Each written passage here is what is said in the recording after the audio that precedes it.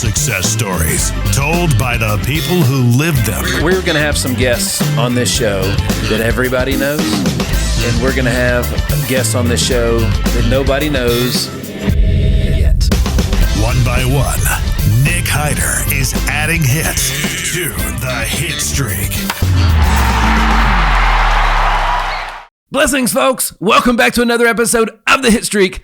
I'm your man, Nick Hyder, and I've got an extra special treat for you joining me in the Hit Lab today, actually all the way from Denver, Colorado. Literally, he woke up in Denver today, got in his time machine, flew into the future, landed in Nashville, and came straight here from the airport, and I'm so excited to have him today. Folks, check it out. He is a best-selling author, professional speaker, a seven-figure entrepreneur. Help me welcome Chris Felton to the Hitstreak, baby. How we doing, Chris? I am better than ever, my friend. Yeah, thanks for having me, Nick. I woke up at 3:30 a.m. this morning and got on a plane and flew in and came right over here from the airport. And I was super excited to be here with you guys today, and thanks for having me. Absolutely, man. Well, it's an absolute pleasure to have you here. I'm so grateful for Dr. Justin Mosley and Brian Covey for making this happen today. Thank you, fellas. Always putting others first. They're amazing. I love them. Yeah, love those guys. Absolutely. So, all right. I want to get right into it here because, man, it's awesome to have. I love the world of finance. I love learning about money. I'm still learning about it, and I started learning about it way too late in life. But I got to ask you about something that really stood out in your story, and you call it the purse throwing incident, right? All right, so my mind goes all different places when I hear that. First, I'm thinking, was the purse thrown at you? Did you throw the purse? I just don't know. Tell me about the purse throwing incident. Yeah, I grew up in Loveland, Colorado, and left corporate America behind and started a financial services business in 2000. Went through a painful, expensive divorce in 2004. My ex moved from Denver to Atlanta, Georgia with my two kids. They were 3 and 1 month old at the time. And so my second, current, and last wife, because I know she'll be listening, right? She steps into a situation that she was unaware of. And here I am, a CPA. I'm a financial services entrepreneur. And what she didn't know is I pretty much laid down in my divorce because I felt so guilty. Mm-hmm. I had to pay my ex-wife $5,200 at the beginning of every month. Wow. Alimony and child support. That's a lot of money, yeah. Yep. Gave her half the business. Did that with debt. I was $250,000 in credit card debt, Nick, if you can believe it. I signed a 6,000 square foot office lease that I can't afford. And it's the middle of the Great Recession, and my wife, Marlo, did not know any of this. Okay. And then I got some intuition that I needed to let her run the money. It's the best financial decision I ever made, was I let her manage the money. And I handed everything over to her. She couldn't believe it because here, right, I'm a CPA, I'm a financial advisor. I know better. Ego is not your amigo. So she got in there for about 2 weeks, and I'm sitting in the kitchen, and I don't know if you've ever felt a presence staring at you, right? And it's my wife's face, and I've never seen that look on her face. It was anger, frustration, bewilderment. She's like, "What the F did you do?" Right. Like, what? I thought you were smart. Like, what is your freaking problem? And she just starts railing me. And all this is after you got married. Yeah, right after we got married. And I'm like, well, what does that make you? You married me. Like, how smart are you? Right? And so we had the come to Marlo meeting, and it was awesome. And she introduced a 4-letter word called a budget. I know it's not 4 letters, but that's awesome. The 4-letter word. I love that. A 4-letter word called a budget. And she's like, "Hey, we're $250,000 in credit card debt. We got 4 mortgage payments flying out every month. We're leaking $3,000 to $4,000 a month of cash flow. Like, we got to rein this in." And one of my favorite quotes, Nick, is optimism and delusion sleep in the same bed together.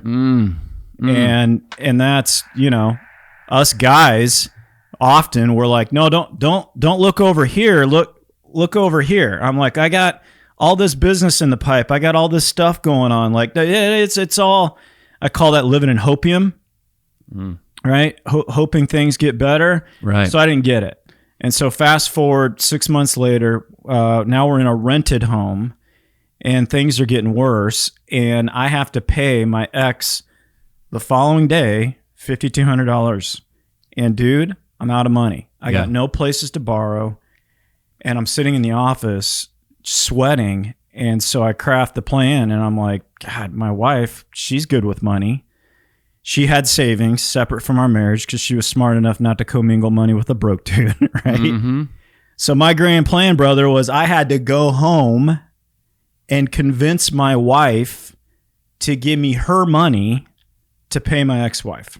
Ooh, doggy. Not sure that's ever happened in the history of mankind. Not where somebody lived, not where people lived. Right? There were no casualties. Dude, I'm practicing my scripts. I'm role-playing in the car. I'm driving home. I get home. I walk into the kitchen. I'm like, honey, you're so beautiful. You're my soulmate. I don't know what I would do without you. And she's like, what's up? I'm like, we didn't get paid enough today. I'm a commission guy. I'm an entrepreneur. And I'm like, help me. Come on. I got to do it, right? Court order, like all that. And she kind of nods. And then I turn around and her purse flies over my head. Got it. Right? Her purse flies over my head. I'm like, what the? And I turn and I look at her. She's 5'1". Everybody in my office is scared of her. Hurricane Marlo is no fun. And she loses it. And not only did she throw it once, she picked it up and threw it again. Gotcha. And she picked it up and threw it again. And we're having the fight of our lives. And she's you this and you that. And I said, well, why are we still married? Why are you still here? Total silence. She goes upstairs for the rest of the night to figure that out. And there I was. My moment of truth. And I realized I could just see, all I could see were dominoes falling. And it was like an awakening. And I like, oh, my ex-wife never really had a chance. Right? Because one of my favorite, affirmations is you don't get what you hope for, you get what you expect. And I expected that marriage to fail. And I realized it right in that moment. My kids are little. I was too broke to go see them because they're in Atlanta. I'm in Denver. Where's dad's turning into who's dad? I'm drinking a ton because I don't want to look at it. The financial stress is physically impacting Marlo. Right. And I realized the common denominator to the problems was me. Right. And I had to quit living in hopium, right? Which is just hoping the outside world will change while we fiercely insist on remaining the same. And it's like rearranging the furniture on the deck of the Titanic, right? It's just manipulating circumstances in my life, hoping things are going to get better. And I'm like, I got to change. And it was the first time in my life I took 100% responsibility.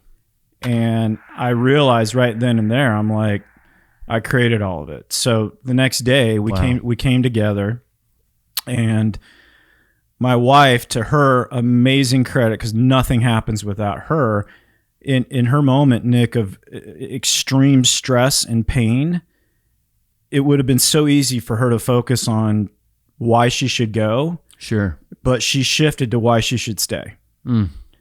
And she's like, these are the things I love about him. I don't want to live without him. And what that did for me was it caused me to stop my self-sabotaging relationship pattern where we'd hit a rough spot in my previous marriage, girlfriends, whatever, and I would focus on what didn't work.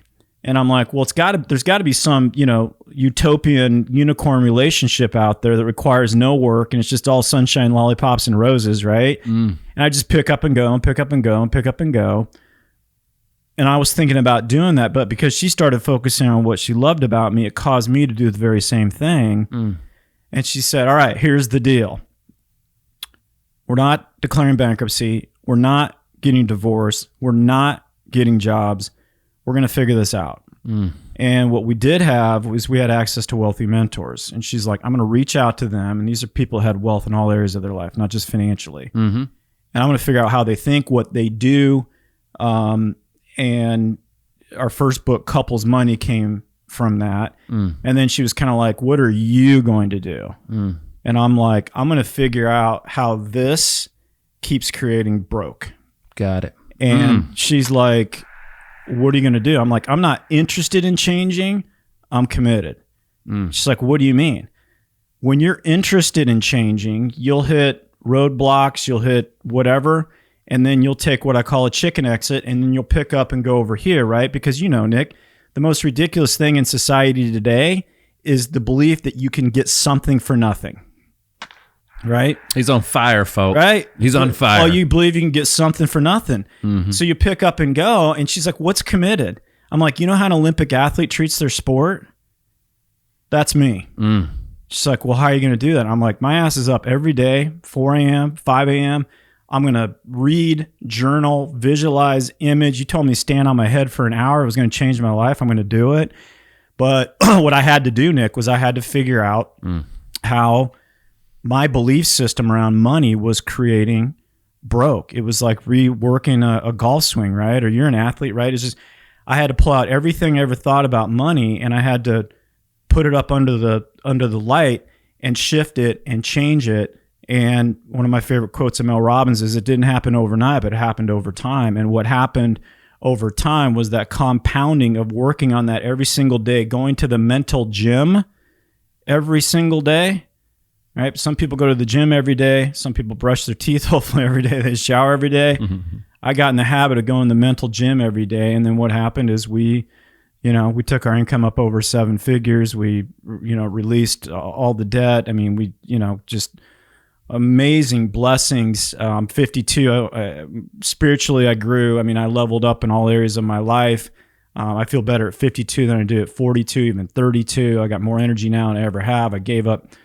I mean, everything's in my book. Forgiving my ex-wife, just all of it, and I've been massively blessed. But we had a massive transformation, not just financially, but in all areas of our lives.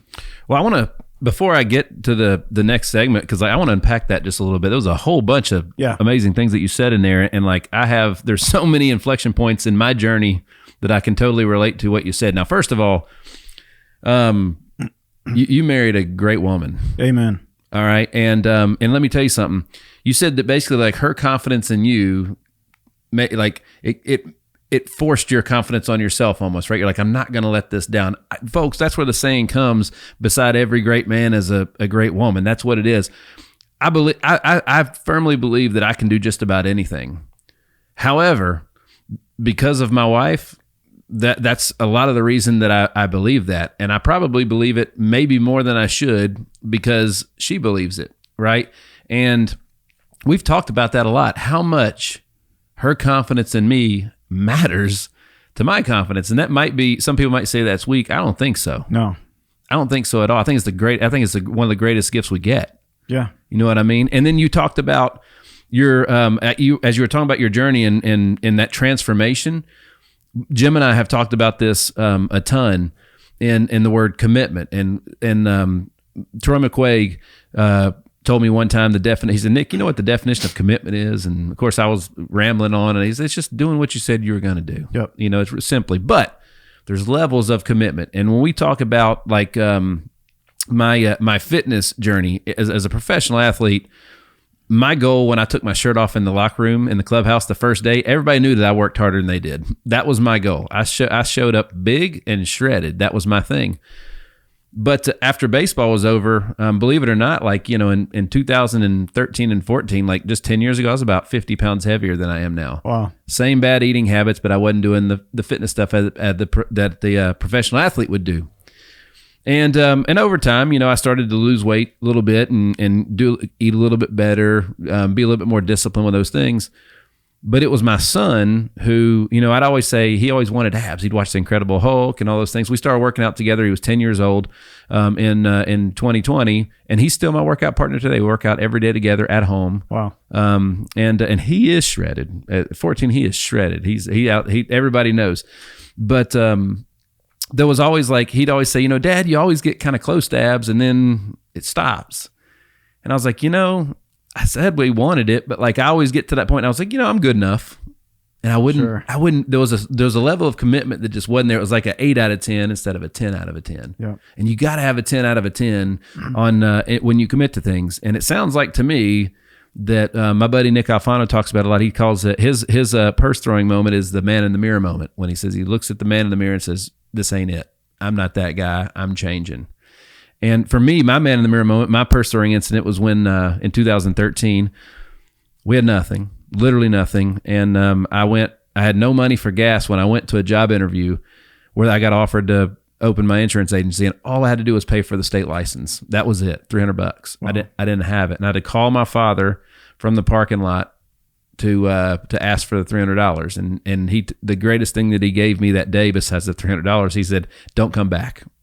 Yeah. He said, that's it. Now, mind you, I'm 32 years old at this point. Yeah. So failure to launch maybe comes to mind. So that was the greatest thing he did, because I knew then it was up to us. It was our responsibility to live our life, and we did it. I want to unpack that a little bit too. Talk to me about the commitment is a skill.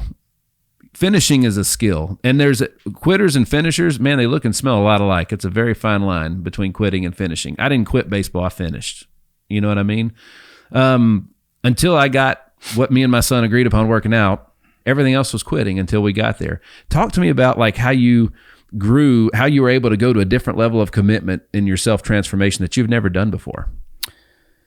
Yeah, I mean, I think a couple chapters in my book. I mean, I actually have a chapter in the book called "Finish," and then one of my favorite chapters. It's called "Quitter's Relief." Is a lie. Right? So, folks, check it out. If you're watching with us today, I'm holding it up.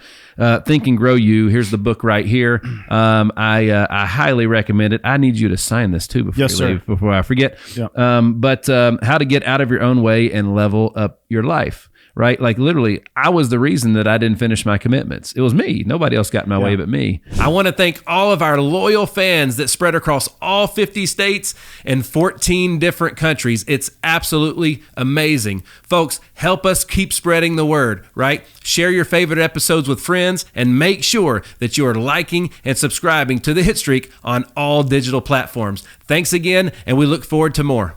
So tell me about that part of the book, the Quitter's Relief. Yeah, Quitter's Relief is a lie, right? And it's and so it was, this was before, purse throwing incident, and well, actually it was actually shortly thereafter.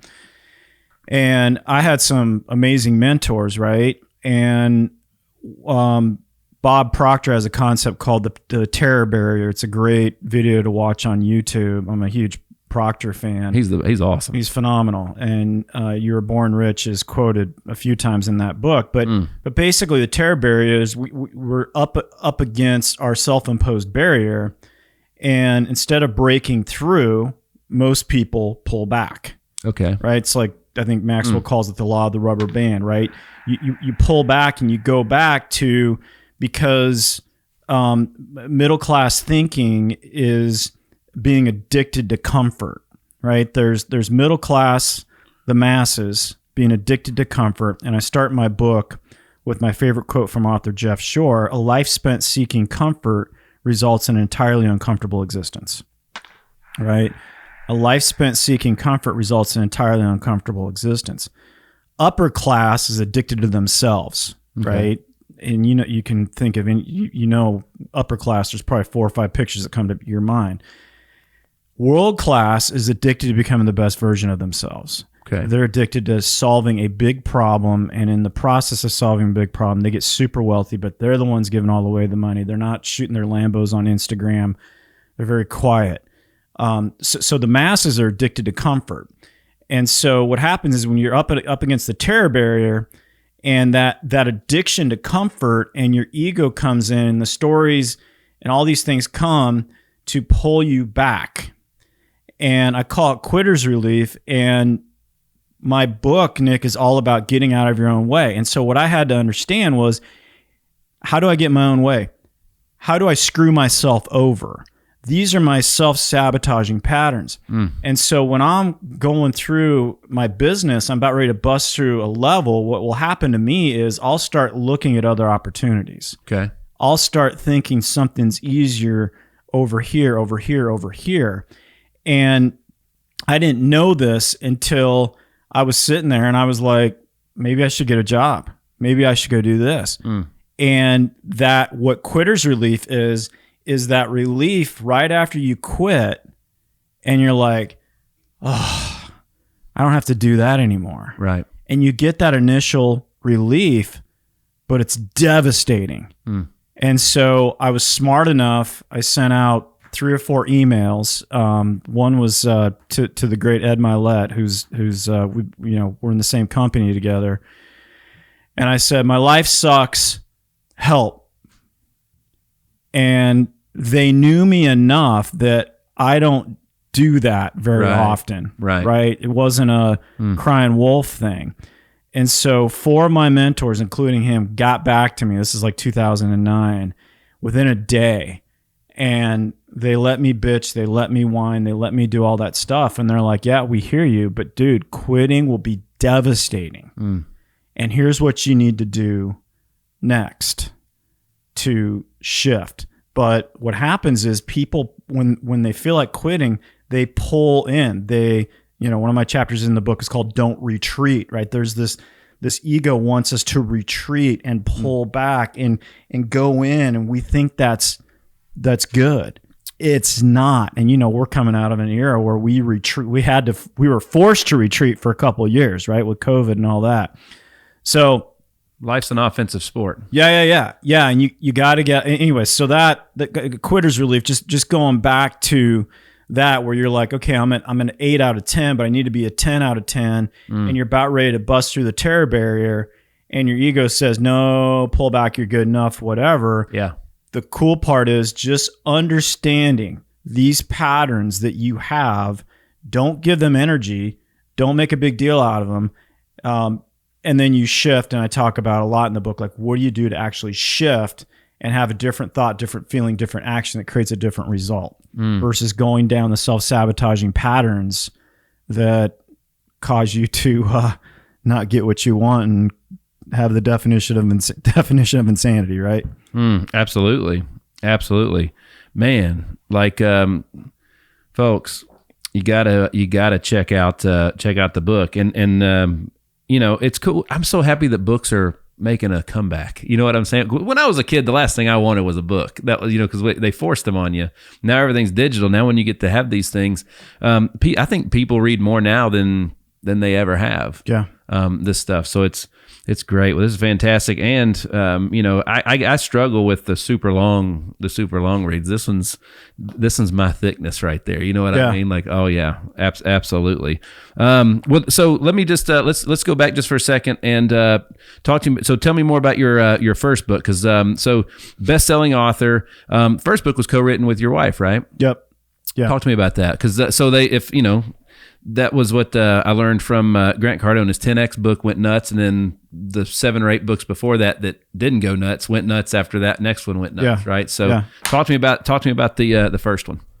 Yeah, just couples money. So it was just, what my wife was on planes, trains, and automobiles for 2 years, just interviewing these wealthy couples, right? And these are couples that, they were entrepreneurs. They started from nothing. They were broke. They grew businesses. They built families. They just had wealth in all areas of their life. And then, I'm working on my money beliefs and shifting my money story. And then Marla would come back and say, hey, this is what they do. This is what they have. This is what they think, most importantly. And then we would just have the conversation, and we would sit down and apply it. But what we learned, I cover a little bit in my book, but it was huge, is Marlo and I as a couple we set what I call a unifying goal. And most couples don't know what the other one wants, right? And one of the things I talk about in my book is the ruination of all relationships is a gap in expectations. right? That's Ooh, say that again. The ruination of all relationships is a gap in expectations, right? So my first marriage failed because I had my expectations and my ex had her expectations, and we didn't communicate. So we just had this superficial kind of BS conversations because we didn't want to have uncomfortable conversations. She was right in her stance, I was right in my stance, and we had a massive gap that failed. And so that's what was happening in my second relationship.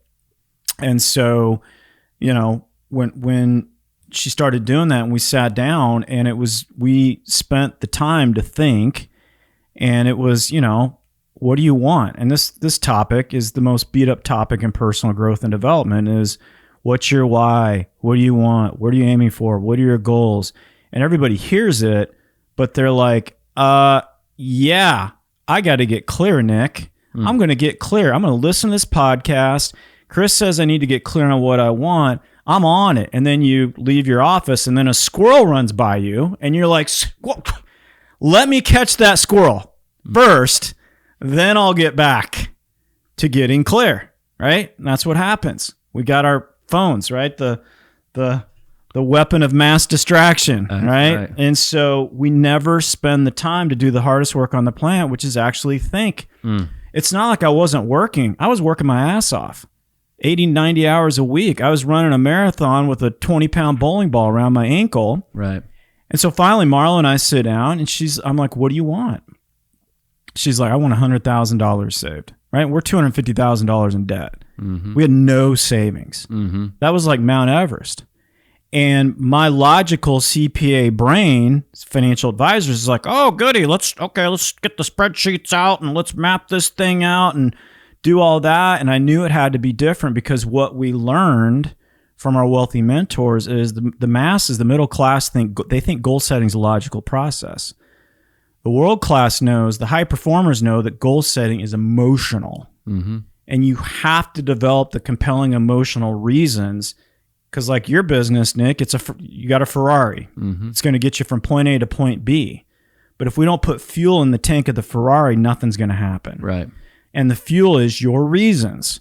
And so we sat there for an hour, and I'm like, why? Why do we want $100,000 saved? Because that didn't work before. She's like, I'm stressed. I'm physically, I got some physical ailments going on because of our financial situation. I'm like, okay, that sucks. I'm like, I don't want to fight with you around money. I don't want to have a fight with you around money ever again the rest of my life. I have to see my kids. I'm a bad dad right now. It's killing me. Right. And so I think I'll teach, God's given me something that I think it was necessary to be handed to me to kind of overcome it and grow my muscles. I think it's something that I'm going to teach. And I think will impact millions. And so we just had these conversations around why. And we developed a unified couples goal. And almost no couples have it. And it was the single best goal we ever set in our life. It was 100,000. We were at zero. And I'm like, okay. And then I worked with a world-class coach for 4.5 years. A lot of his materials in that book. He passed away February of last year in his late 80s. Unbelievable guy. Got it. But we had a meeting every Saturday at 4:00, and it was like, are we closer or are we further away? Are we closer or are we further away? Are we closer or are we further away? And we got obsessed about the $100,000. And you couldn't get me to blow $1 on anything. We did a night, we called it a 90-day cash diet, right? We didn't eat out. We drank cheap wine. We ate what was in the house. I'm like, there's a bunch of food in this house. Why don't we just eat that? Like, we just watched every dollar. We just got on it. And my coach said, and it's a chapter in my book, he's like, dude, you don't have a money problem anymore. You have a money project. And people view problems, Nick, different. Yeah. Problems are, oh my God, I'm a victim. I can't do anything about it. I can't do this. And projects are differently. We see projects differently. We will see projects all the way through. We have a project, we'll hit adversity, we'll plow right through it. Like a project has a beginning and an end. A problem is open-ended. So we started looking at money projects. You might have a health project. You got a prospecting project. You got a recruiting project. Anything you turn into a project will give you juice and energy. And we just, we were on it. We were all in. We were committed. And then, once the first $10,000 was the hardest, and then we created the momentum, we created the habits, created the focus, and it's unbelievable. And you get the dopamine hits when you know you're on the path. It's not necessarily when it happens. When you know you're on the path. We still had the $250,000 in debt, but I could feel the progress. I could feel the commitment. I could feel it. And it was us being unified as a couple. So much good, man. There's so much good here. Folks, check it out. We're hanging with best-selling author, professional speaker, seven-figure entrepreneur, Chris Felton. His website is chrisfelton.me. You can buy the book there. You can buy the book on Amazon, right? And the first one. And check him out on Instagram at Chris_TGY, right? So, all right. There is, when we're like, you're mentioning like a lot of habits. So for a long, my wife and I helped launch, between 150 and 200 health insurance agencies. Okay.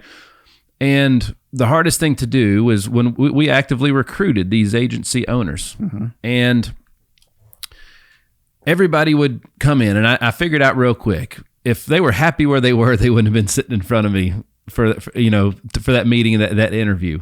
So I knew that real quick. And once we established that, then it's like, well, what do you actually want?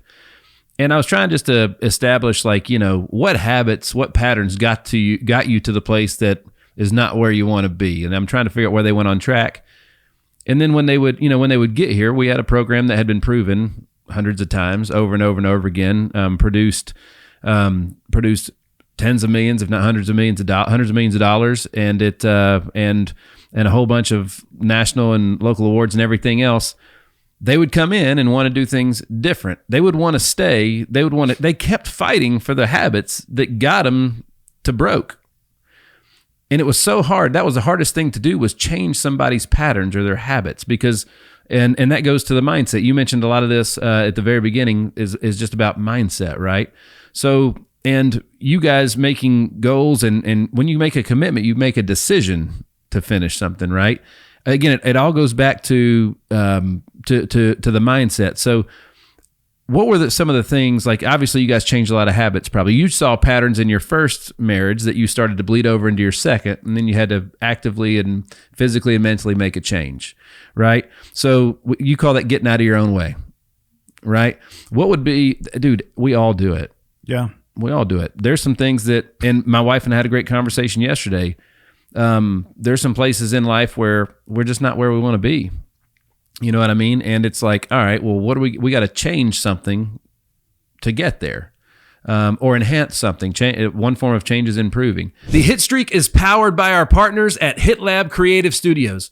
Whether it's launching your brand new podcast, rebranding your current podcast, or taking advantage of any of their other content packages specifically for your social media needs, the HitLab is a one-stop shop for you. Visit hitlabstudio.com for more. What advice would you have for those that they're hearing this right now thinking, I fight for my habits too? Yeah, I mean, your life's going to turn out based on your schedule. You need to schedule it. Right. You need to schedule it. Just like, I call it going in the morning, the mental gym every morning. I mean, that's, it's pretty mainstream. You got to have a morning routine, all that, yeah. But for me, it's like, I think people like, okay, here's the 25 things that are effed up about me, and I'm going to change all of them right now.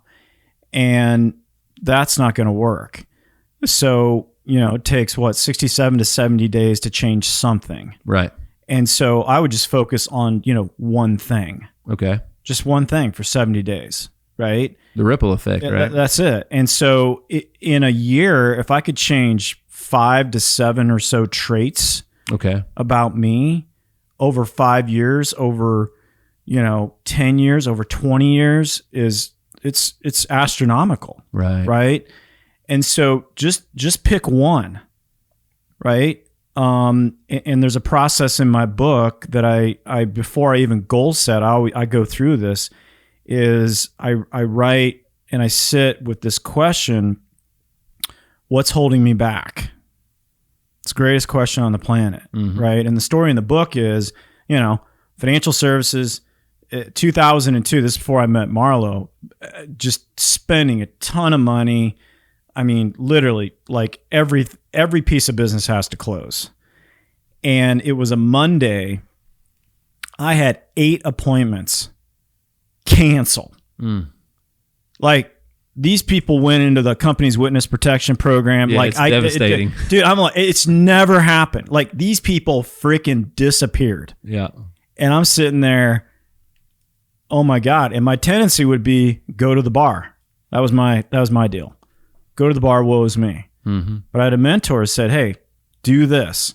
And so I went to a bookstore with coffee. I was there for 6 hours. And I wrote, what's holding me back? And dude, I sat there and I just kept writing and writing and writing and writing. I don't know what I'm going to wear the night before. I hit the snooze button. I this, I that. And some of it was super, personal. I would never share it. But I'd finally met the enemy, and it was me. And so this is getting back to your habit thing, right? Yeah. So I had all this stuff there. I didn't beat myself up. It was the first time in my life I was actually super honest with myself, right? And one of my quotes in the book is, we're a miracle and a mess at the same time, right? Like, we're God's miracle, but we're a mess. We got messy parts. Yeah. We don't need to beat ourselves up. We need to clean that stuff up. But I just was like, all right, I'm going to focus on this one thing. And then I'm going to make that a habit in the other way. And it's a good habit. And it's a good habit when you don't do it, you don't feel good. Right? Just like 6 years ago, I started doing cold showers. Yeah. Why? Because Tony Robbins talks about it. Like, it's a game changer. It is a game changer because I want to close the gap between what I know to do and what I actually do, right? I want to close that gap. And that gap of negotiation. Yeah. Right? And so when I do the cold shower, like I did at 3:30 this morning, my ego's like, I don't want to. Yeah. Right? It sucks, especially in December. Yeah. Well, I tell people that, but the temperature in your house is the same. It is. That's a mindset thing, That's right? right? Everyone's like, oh my God, it's 10 below in Colorado. I'm like, oh, dude, your house is 70 degrees. Your mind's jacking with you. Yep. Do it anyway. But 2 years ago, I started drifting a little bit. And my mind was like, you don't need to do that anymore. You've arrived, which is deadly, right? And I didn't do it. And like literally I sat down, brother, and like my skin started crawling. I'm like, I got to go do it. So anyway, back to what you're saying is just pick one thing, man. I love that. Do that exercise. What's holding me back? And if you're honest, you're going to get a bunch of that stuff out on paper. And it's not about being perfect. Perfectionism's a form of self-sabotage. We did not come here to get perfect. We came here to grow, become the best version of ourselves, maximize our gifts, serve as many people as possible, and lead a great life, right? But that was a turning point for me. So just pick one thing. I love that. And as you clean up one thing, it'll start bleeding into other areas. The cold shower, the discipline, what that does is when I know I need to do something, I don't hesitate, I don't jack around, I don't procrastinate, I take action because the habit is if I don't do it, it bothers me more than if I do it. Yep. And it's just the compounding of small things over time that the masses don't understand. Yep. It's powerful. It's I love that. I agree with you 100%. And I love just starting with one. The changing moment for my wife and I, we had our insurance agency and it started off good. And, we made some bad choices and tried to start some other things too quick when it wasn't stable, and it was an up and down ride. And I finally started, I finally decided I was going to read a book right? And by the way, going back to your point, just one thing, like if you just eliminate one thing from your diet, like, if it's a Coca-Cola at night or something like that, or you just change that you're going to get up at the same time every day, just one little thing like that totally changes all the other decisions that happen throughout the day, right? The snowball effect, just like you said. But I think it was in 14 that I read 10X and loved that book. And I thought, well, shoot, that was good. I learned something. I'm gonna read another one. And we read, I read Think and Grow Rich, right? And then the Strangest Secret, right? And that's like a terrible 45-minute audiobook recorded like 1 billion years ago. Yeah. But the information in it's gold. But that basically said, get out an index card and write 10 of the easiest things that you can do 30 days in a row, and do it. So, of course, I learned in that exercise that I didn't know how to set goals that were applicable to what we're trying to do, because I was like, we're going to drink water. Not just water. We're going to drink like 10 gallons of water a day, We're going to run 45 miles. My goals were it's 10 of the simplest things, right? So I learned real quick I didn't know how to set goals, because every day you failed, you had to rip the card up and start over, right? And you had to write a new card and all that stuff. My first card was freaking beautiful. It had artwork on it, multiple colors. When I wrote my 16th card, I was so fed up with writing cards. I still hadn't finished the first 30 days. That was the moment my wife and I looked at each other and we were like, we're the problem. We're the problem. We can't even do something as simple as write 10 things on a card and do them 30 days in a row. And by the way, one of them was just be grateful you woke up.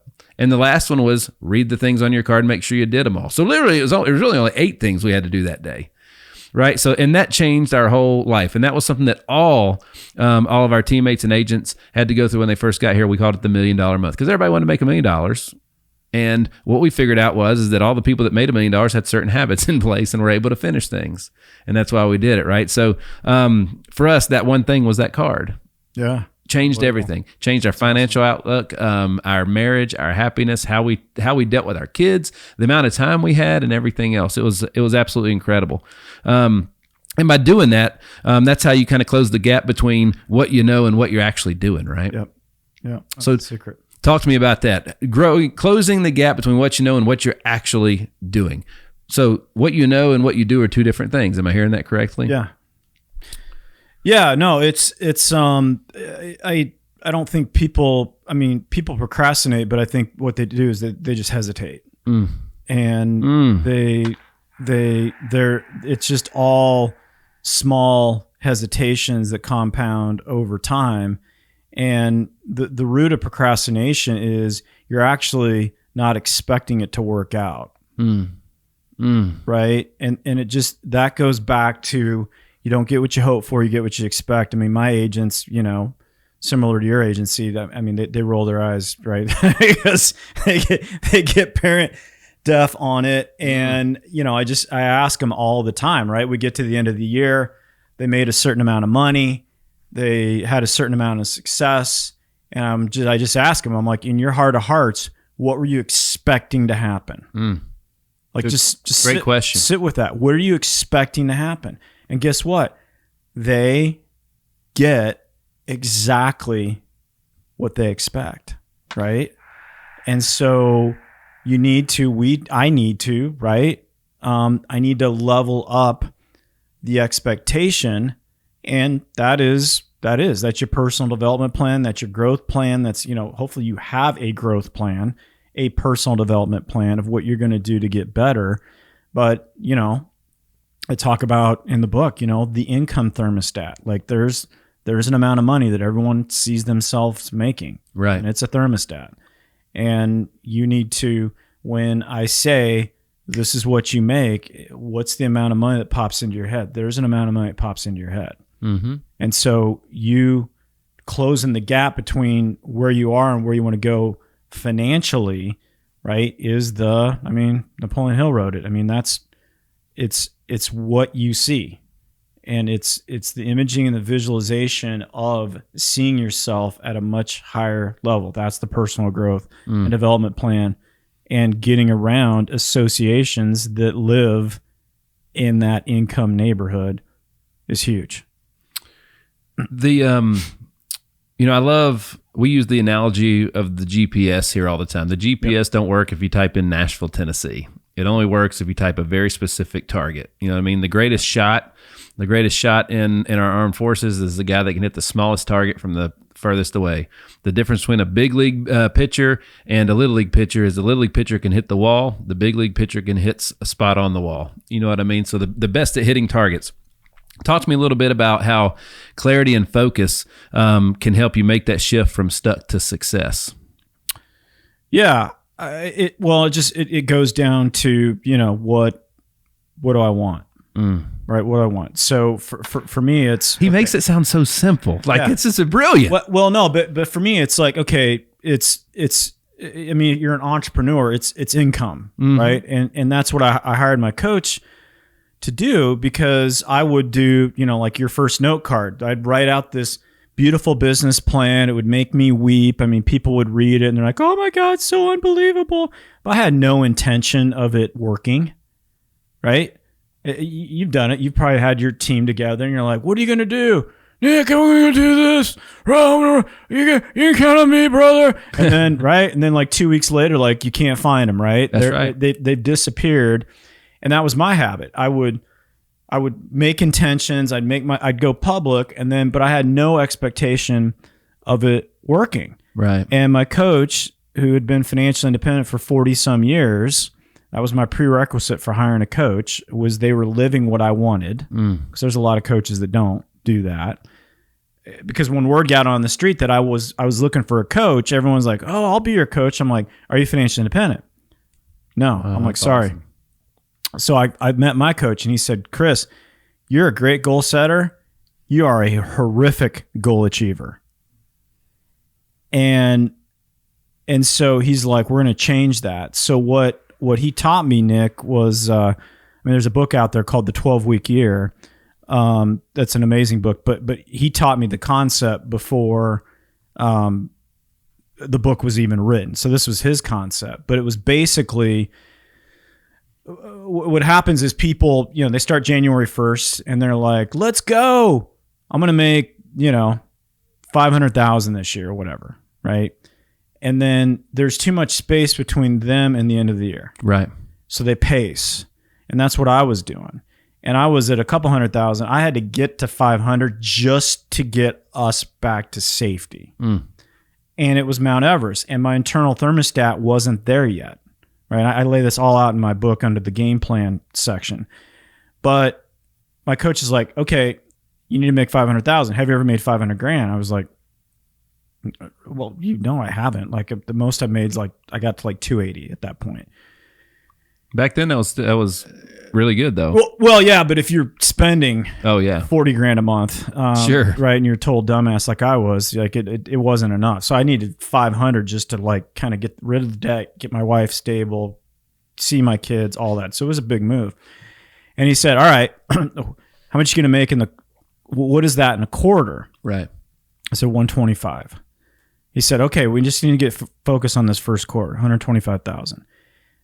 And I'm like, I've never made that much. And he's like, yeah. What is it in a week? And I said, it's 10 grand. He's like, have you ever done that? I'm like, yeah. He's like, dude, that's it. That's what we got. 500, compelling emotional reasons, 10 grand. Strategies, tactics, processes this week to nail 10,000. Right? Because what happens is when somebody goes, they want to go from 2 to 500 or 50 to 250 or whatever, the cursed who's and the cursed how's of how you're going to make that happen kick into place. Overwhelm happens. You're at base camp looking up at Mount Everest. It doesn't work. And he said, just focus on 10 grand. Strategies, tactics, processes for this week. You need to look at your business like a retail outlet, right? McDonald's knows how much hits their drawers every week. You need to know how much hits your bank account every week. So we did 10 grand. I made like 2 grand that first week. He's like, okay, got it. End of the week. What worked? What didn't work? What's the small micro course correction that you need to make the next week? Yeah. So we started making 52 small micro course corrections, right? Versus what everyone does beginning of the year. Here's the 25 things I need to do. They don't do it. So that first quarter, the goal is 125. I hit 62K. Now, most people would have beat themselves up, shrunk the goal, changed the goal, Right. which is what everybody does. And I felt good. Why? Because I actually finished the quarter. I ran all the way to the end, right? It's one of my favorite quotes from Art Williams. All you can do is all you can do, but all you can do is enough. That's right. And if you can do all you can do, if at the end of the quarter, of the week, of the day, if you ask yourself on a scale of 1 to 10, did you do all you can do? Mm-hmm. And I looked at my coach. I'm like, it's 62.5. It was supposed to be 125. But dude, I actually finished a quarter. Mm-hmm. I felt awesome. He's like, reset it. 125. I made 93. Right? 125 the next quarter. I made 110. Then I set it up to 138,000. Did that, I think in the book, 50 quarters in a row. I actually missed my quarterly goal about 93% of the time. But I just kept raising it and raising it and raising it and raising it. So the point I'm trying to make here is your ideal income tied into a quarter, tied into a week, that's how you'll change your income thermostat. That's right. That's very powerful. The Hit Streak is powered by Team Hyder. Team Hyder has been serving you for 11 years and has racked up over 20 national and local awards for excellence in all areas. When it comes to finding the right health plan, we need to consider your family's needs and your family's budget. That's what we do to serve you. To look further and to book an appointment, visit teamhyder.com. You mentioned a couple of books you like. Top 3 off the top of your head. Top 3 books that you'd recommend, obviously, besides Think and Grow You. I mean, that's number one. That's number one. But what else, I guess, say, written by other folks, right? So what are your what top 3 books would you recommend for those? The Bible's pretty good, but I agree with that one. We'll roll with that one. But the top 3 next to that, You're Born Rich by Bob Proctor, it's a freaking, that book is an absolute game changer. And then my mentor that was actually my book coach for this book, a guy named Steve Siebold, absolute freaking legend. A lot of people don't know who he is. Unbelievable. He's got the longest running study of self-made millionaires and billionaires. He is the modern day Napoleon Hill. He's interviewed over 1,300 self-made millionaires and billionaires. He's made over 50 million speaking fees. He's a super rock star. He was my book coach for the whole book. So he wrote a book called The 177 Mental Toughness Secrets of the World Class. Unbelievable. And then he also wrote a book called How Rich People Think. Unbelievable. Yeah. Love it. So I love it. Becoming financially independent. That's a great qualifying question. And it is. It's a life-changing moment. Talk to me about, so you've mentioned a bunch of people that helped you get there along the way, including your book coach, right? How important are the relationships in your life, and the key ones, you need to transform those to work for you, right? yeah. So talk to me about the relationships and how important they are in your life. Well, it's just, they're huge because every interaction has an influence on you, right? And when you're leaving that interaction, you got to ask yourself, what are they having me think? And how are they making me feel? And if it's not moving you towards where you want to go, you got to change those relationships, right? And my relationships have changed over the years, just because as you get intentional about growing you, right? If you got a bunch of people that aren't, it's just natural that's not going to work, right? Because the law of attraction and vibration is pretty powerful. And so if you're vibrating at a certain level, you're not going to be right. It's just, you're going to attract that vibration. Right. And people think, oh, the rich and that. Well, wealthy people live in an area where the vibration is around wealth, right? And people that struggle live in a vibration of struggle, and they all cluster together and live in the same area, right? So if you're intentional about your growth and development, and you're raising your vibration, right, then you're going to get connected to other people. It's a law. It's natural. It's just the way it is, right? I agree. We say all the time here, relationships are the most valuable currency, not money. Relationships. Yeah, and that's a whole pillar in my book of just, the work I had to do around forgiving my ex-wife and forgiving a bunch of people, right? Right. Forgiveness is, we could do a whole show on that alone. Well, we should one day. Yeah. It's powerful. Why? I think that's why God put the book on my heart, because my perspective on forgiveness it's transformational, right? Talk to me a little bit. So for me in my journey, in my family's journey, it started and ended with our faith, like and how we feed our faith. It's very, very important to us. I talk about it a lot. You've mentioned it a couple times here. I struggled with that for a long time because I felt like I was weak if I needed help. You know what I mean? Like I wanted to do it on my own, which is like absolutely ridiculous. Yeah. That's how you do it on your own, is with faith, right? Yeah, and that's how I fixed myself and improved myself, is through my faith. How do you use your faith? And because I really hope that we inspire others to do the same. As a matter of fact, if that's all that they get out of all the shows that we do and everything else is to feed their faith, then I feel like we did a great job. How important is that to you? Yeah, it's huge. That's a chapter in the book too. It was actually the hardest chapter for me to write, was just the chapter on Get Spiritual.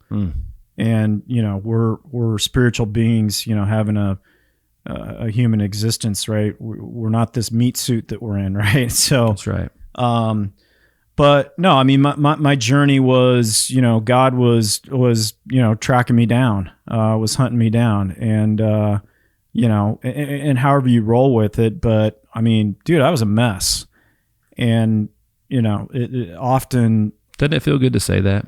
Yeah. No, I was a mess, man. I was addicted to all sorts of stuff that wasn't serving me. I talk about, I don't know what chapter in my book, like, I'm grateful the women I was with during that period of time. I'm grateful, including my ex-wife. Yeah. I'm grateful they got away from me. Right. I'm grateful they got away from me, because she stepped in the relationship that she really deserved, and how all that healed between my kids and her and stepdad. And I cover a lot of that in the book. It was hand of God. But and my kids literally, it's my 22-year-old read the book. I was down here, I saw him about a month ago, and he's just like, "Dad, holy crap. I had no idea." That's awesome. But it got handed to him. But that's great. God was tracking me down. He was hunting me down, and it had to get bad for me to figure out that, if you're trying to do it in your own strength, ain't gonna work, brother. That's right. And that's you don't have strength. Your strength is your faith. That is your strength. Yeah. But it's, and it's just, I pray today, like, God, just, think through me, speak through me, love through me, live through me. Right. Those are the things. And if you're an entrepreneur, that's the stuff that you got to do before every meeting, before a podcast, before going in your home. Just, His will, right? And it's powerful. And I think it's one of the reasons why I have more energy now than I ever have. But it's just, think through me, live through me, love through me, speak through me, right? And the book I added when I was writing, write through me. And so, I read some of that today, and I'm like, that wasn't me. Right. That's right. That wasn't me. We are vessels for that. So that's right. It's I think if you don't get that dialed up, you're going to continue to be looking for love in all the wrong places. I love that song too. Even Eddie Murphy's version when he was, I think it was Buckwheat on Saturday Night Live. Nook and Panub. That's right. Nook and Panub. Nook and Panub in all the wrong places. Nook and Panub. That's the best. Oh my goodness. The 5 ways that you're holding yourself back, how to break free and prosper. I'm excited for this one. I'm about to take some notes on the back of my paper here. I got to write my numbers down. 5 ways. What'd I say? 5 ways you're holding yourself back. What you got for us? Well, I mean, the five pillars. Yep. Yeah. I mean, the 5 pillars in the book. I mean, so the problem the book solves is stuck. Yep. Right. And the reason I wrote it is I know what it feels like to get stuck. I know what it feels like when you're doing everything possible and nothing changes. And you've coached a lot of people. It's painful as a coach to watch people get so stuck that they think quitting is the way. They think they just can't do it. Yeah. They just give up. Yeah. So they give up and they're stuck. And I empathize because I almost did that. But basically, the problem the book solves is stuck. And what creates stuck is what's called resistance. And resistance is what is happening should not be happening. Got it. Right. And so acceptance is really powerful. So the way you move through that is first and foremost, get out of your own way. Gotcha. And so stuck is number one, right? Well, stuck is the problem. Gotcha. But how you solve it in the book is really, getting out of your own way, and that's the self-sabotaging patterns of things happen. Yep. I have this thought, this action, this result. I take action unconsciously and I get the same thing. Mm. And, Joe Dispenza calls it a negative feedback loop, right? Just outside in approach to life. Got it. This happens, and you're just constant. That's why people stay in debt forever. I'm in debt. I hate debt. I shouldn't be in debt. And it's just outside in versus inside out. Yeah. Right. The second is shifting. And so shifting, and it's all the tools and techniques I have in there of like, okay, here this is awareness, know thyself. Let's have a different thought, right? Different feeling, different action, different result, and let's create the new habit or whatever to shift. Yes, sir. Right? 3 is relationships. Heck yeah. And nothing in life, you won't have happiness. Everything we want in life comes from and through people. Right? Amen. That might be the most powerful thing you've said today. Yeah. Everything we have in life comes from and through people. And it's so, so I talk about forgiveness in there. I talk about, expectation gaps and all those things I had to clean up. I had to clean up. I still have to work on it. Right. The 3 most destructive patterns on the planet, resentment, resistance, revenge, right? Resentment, resistance, revenge. Judgment is public enemy number 1, right? Just that whole, forgiveness and judgment we could talk about forever, but there's just relationship stuff in there. The 4th is just the game plan, the execution, right? And you got to execute your plan whether you feel like you're ready or not. And you can't just be what I call personal development zombie. Mm-hmm. Right, where you're just taking it, you probably have them in your business, right? Oh man, I'm listening to all these podcasts and I'm reading all these books, and you got to process. They're literally personal development zombies. Yeah, and they think that just by taking in a massive amount of information, it's going to change. I'm like, no, like you heard this today, we hit you with a ton of stuff. Oh yeah, what's the one thing you need to grab from this? Right. So number 4, four is just game plan, the execution, some of the stuff I just talked about, the 12-week year type stuff, the weekly, the tactics, the shifts, the changes. So it's all covered. And then the 5th is really, I think it's the first one. It's called the dream and the clarity of it. And I'm blessed. I have a self-made billionaire mentor. Unbelievable. This guy's 71. He's like, man, I'm 71, but I'm young in spirit. This guy's world class, right? And we were talking, this is, I don't know, 6 or 7 months ago. And I'm like, oh my God, our team's just not moving. And I go to the how-tos often and the execution. And he's like, dude, your guys are dream dead. It has nothing to do with that. They're either dream flat or dream dead. Right. I'm like, what do you mean by that? He's like, Chris, what are your top 25 dreams? I was like, 25. Yeah. I'm like, he's like, dude, I wake up every morning, sitting in bed, I'm dreaming. I get in the shower, I dream. And this is, he's not some cheese ball. This guy's unbelievable. He should run for president. He's world class. he's like, get your list going. Top 25 dreams, man. So I've done 70 some podcasts year to date, and I give everybody the challenge. Start your top 25 dream list, right? What's your top 25 dream list? Grab your spouse, top 25 dream list. Put it on your phone. And most people are not only dream flat, Nick, they are dream dead. And as I was writing the book, I'm like, what happens to dreams, man? Because at some point we had them, but eventually we don't pay attention to atrophies. They just fall away and they fade away. And then you get stuck with what I call the tyranny of the urgent, which is your life and your weapon of mass distraction, your cell phone. So anyway, top 25, that might be the challenge as you come out of this. Start your top 25 dream list. I love it. Well, I know you're from Denver, but it's cool to know that you stop in Nashville from time to time because you got 2 children. One's about to graduate and the other one's about to start, right? One's done living in New York. He One's graduated in May, and he's in New York, software engineer. He got mom's brains, thank God. So, you've had one graduate from Vanderbilt and the other one is in it, right? Yep. Man. Yep, moving him in this weekend. Yep, he's sophomore, chemical engineering. Yeah, that's awesome. I could barely even say it, let alone do it. I'm right there with you on that. We're loving there. The Hitstreak is powered by RAC Financial.